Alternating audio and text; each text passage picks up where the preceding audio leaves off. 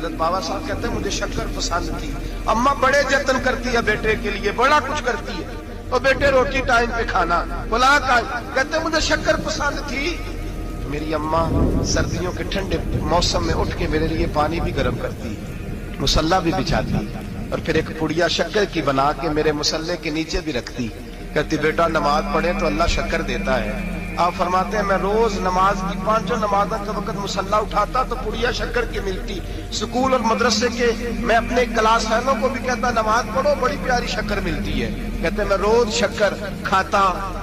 ایک سویرے فجر کی نماز میں اماں نے وضو تو کرایا, مصلی بھی بچھایا, پر دیہات کی وہ سادی بیوی جس کا سارا کام بھی خلوص میں مبنی تھا, جو آکسفورڈ سے پڑھی ہوئی تو نہیں تھی لیکن آداب ممتا اسے سارے آتے تھے, جو کسی یونیورسٹی کی سند یافتہ تو نہیں تھی لیکن بیٹے کے ساتھ کس طرح کا رویہ اختیار کرنا ہے یہ سارا اسے پتا تھا. کہتے ہیں سادی اماں نے سارے کام کیے لیکن شکر رکھنا بھول گئی.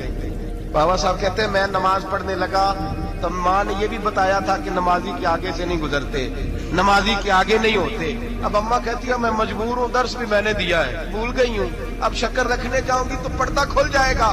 ایک کونے میں لگ کے ماں روئی, بیٹے کی شفا کے لیے نہیں, بیٹے کی نوکری کے لیے نہیں, بیٹے کے اچھے مستقبل کے لیے نہیں. ماں روئی, آنسو بہے تو کہتی کیا ہے, اے اللہ میں اسے اپنے آگے چکانے کو جتن تھوڑی کرتی تھی, تیرا بنانے کا جتن کرتی تھی. اے اللہ مہربانی فرما, میری پردے داری کر, اگر راز کھل گیا تو میرا فرید نماز نہ چھوڑ جائے. بابا صاحب کہتے ہیں اماں تڑپتی رہی اور میں نے نماز پڑھ کے مصلی اٹھایا. پہلے پڑیا ہوتی تھی, اب تو پورا دریا شکر کا بہ رہا ہے. فرماتے ہیں میں نے وہ اٹھائی, شکر کھائی, اور میں نے چیخ کے کہا اماں جلدی آ, آج بڑی لذیذ ہے, آج شکر کوئی انوکھی ہے. اور آج تو کمال شکر دی ہے میرے اللہ نے, ایک پڑیا کی جگہ پورا دریا بہ رہا ہے. بابا صاحب رحمت اللہ علیہ فرماتے ہیں میری اماں آئی اور میری اماں نے بازو کھولے تو ماں کی ممتا ہی بتاتی ہے کہ اللہ کی رحمت کس طرح کی ہوتی ہے. کہتے ہیں میں نے اماں کے سینے سے لگا تو اماں رو کے کہنے لگی بیٹے پہلے میں شکر دیتی تھی, آج شکر بنانے والے نے شکر عطا فرمائی ہے. ساری زندگی پیشانی سے سجدے کا نور نہیں گیا, ساری زندگی وہ لذت عبادت نہیں گئی, اس لیے کہ استاد نے ڈنڈے سے نمازی نہیں بنایا تھا, اس لیے کہ پیر صاحب نے یہ کہہ کہ نمازی نہیں بنایا تھا کہ نماز پڑھو گے تو روٹی میں برکت ہو جائے گی, اس لیے کہ علامہ صاحب کا وہ بات سن کے ہم نمازی نہیں بنے تھے کہ اس نماز میں بتایا جاتا ہے کہ بیماریاں ختم ہو جائیں گی نماز پڑھنے سے. اماں نے رب سے جوڑنے کے لیے نمازی بنایا تھا.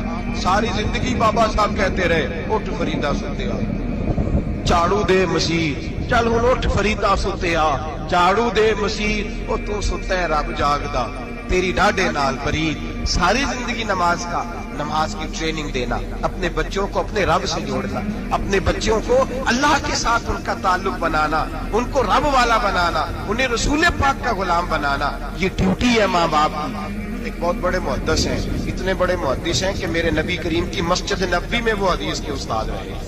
حضرت ربیعہ بن عبد الرحمن نبی پاک کی مسجد نبوی میں حدیث کے استاد, اور حضرت حسن بصری جو جناب علی کے شاگرد ہیں وہ بھی حضرت ربیعہ کے شاگرد ہیں. حضرت امام مالک جو 70 سال تک مدینہ اور مکہ میں حدیث پڑھاتے رہے وہ بھی حضرت ربیعہ کے شاگرد ہیں. ان کے والد کا نام تھا عبد الرحمن فروغ. تاریخ بغداد میں لکھا ہے کہ بنو امیہ کے دور میں تابعین کے زمانے میں جناب عبد الرحمن بن فروغ گھر سے چلے گئے. ایک روایت ہے بچہ چھوٹا تھا, ایک روایت ہے بچہ ابھی ماں کے پیٹ میں تھا, جہاد کرنے چلے گئے. اس دور میں یہ جہاد ہوتا تھا کہ ایک علاقہ فتح کیا تو مسلمان اگلے علاقے میں چلے گئے, اگلا فتح کیا تو اگلے علاقے, ایک کے بعد دوسرے لوگ پلٹ کے نہیں آتے تھے.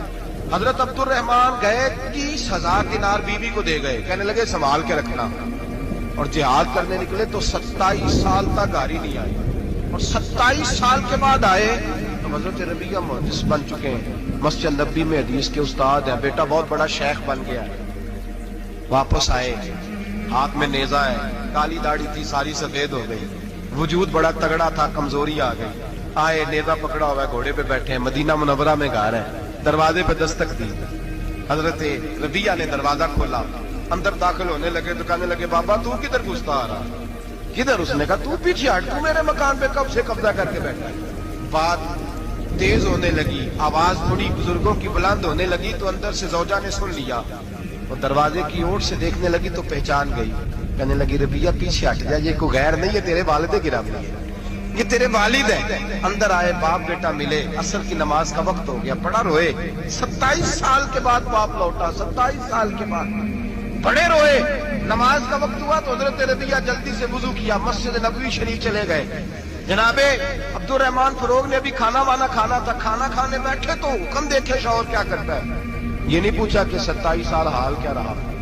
پوچھنے لگے میں تجھے 30,000 دینار دے گیا تھا, وہ کدھر ہے؟ تو زوجہ کہنے لگی کھانا کھا لو, عصر کی نماز پڑھ کے آؤ, پھر بتاتی ہوں پیسے کہاں ہیں. آپ کی رقم بڑی اچھی جگہ پہ محفوظ ہے. کہتے ہیں میں نماز پڑھنے مسجد گیا, عصر کی نماز کے بعد میرے نبی پاک کے منبر پر ایک نوجوان بیٹھا ہے. گھر میں تو ان کا انداز ٹوپی پہننے کا تھا نا, سادے عام لباس میں. مسجد نبی میں جبہ پہنا ہے, سر پہ امامہ ہے, خوبصورت لب و لہجے میں رسول اللہ کے منبر پر بیٹھ کر, نبی پاک کے منبر پر بیٹھ کر. دنی آپ کو اس بات کی لذت نصیب ہو رہی ہے کہ نہیں؟ عام جگہ نہیں, نبی پاک کے حضور کے منبر پر بیٹھ کر نبی پاک کی حدیثیں سنا رہے ہیں. اتنا بڑا مقدر. کہتے حضرت امام مالک جیسے لوگ, خواجہ حسن بصری جیسے لوگ کاغذ قلم لے کے حدیثوں کی سماعت کر رہے ہیں, ان سے درس لے رہے ہیں. جناب عبد الرحمان کہتے ہیں میری نظر اٹھی, کچھ بوڑھا ہو گیا تھا, کچھ اس وقت وہ ٹوپی میں سادے لباس میں تھے, پہچان نہ پایا. ایک شخص سے پوچھا یار ہے تو جوان پر اس کے چہرے کی نورانیت میرے دل کو بھا گئی ہے تو جوان پر اس کا حدیثیں بیان کرنے کا انداز میری طبیعت کو گھائل کر گیا. یہ کون ہے جو نبی پاک کی مسجد میں بیٹھ کے حدیثیں بیان کر رہا ہے؟ کہتے امام مالک کہنے لگے بابا جی چپ کر جاؤ, ہمارے استاد کے بارے میں اونچے لب و لہجے میں بات نہ کرنا, دیکھتے نہیں کتنے کتنے لوگ بیٹھے ہوئے خاموشی سے. تو میں نے کہا مجھے بھی تو بتا دو نا ہے کون. تو کہنے لگے کوئی عبد الرحمان فروغ نام کے بزرگ ہیں, یہ ان کے بیٹے ہیں, ربیہ نام ہے.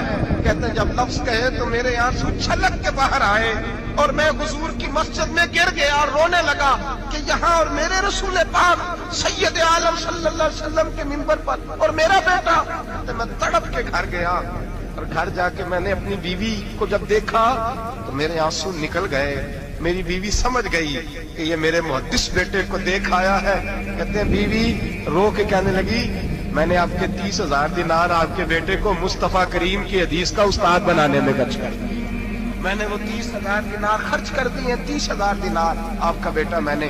تو کہتے ہیں میں اپنی بیوی کی طرف دیکھنے لگا, میں نے کہا قربان جاؤں, میں اگر اللہ کے دین کے رستے میں تھا تو نے میرے ساتھ نیکی کی ہے, میرا بیٹا بھی دین کے رستے پہ لگا دیا. میرے بھائی اللہ سے جوڑا, اللہ سے جوڑا ان لوگوں نے اپنی اولاد. بابا فرید الدین مسعود گنج شکر رحمت اللہ تعالیٰ علیہ کے ایک مرید تھے.